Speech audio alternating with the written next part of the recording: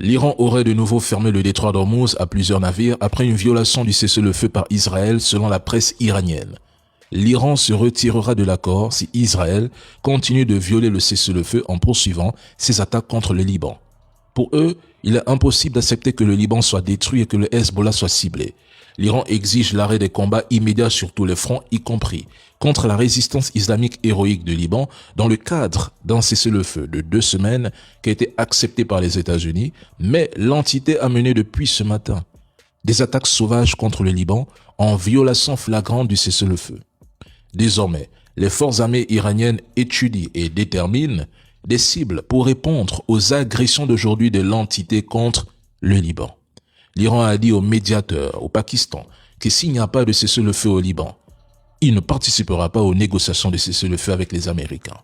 L'Iran précise qu'il ne rencontrerait les responsables américains à Islamabad que si les attaques israéliennes contre le Liban cessaient. Sans ça, la guerre se poursuivra non-stop. En passant, bien avant cet incident, la marine iranienne a confirmé que les propriétaires de navires doivent obtenir une autorisation pour traverser le détroit d'Ormuz, sinon ils seront pris pour cible. Et ça, c'est une réponse directe à ces propagandistes qui prétendent que l'Iran a supplié, que Trump a donné l'ordre d'ouvrir le détroit d'Ormuz et que Téhéran a obéi. En réalité, ils n'ont aucun argument solide. Ils mentent.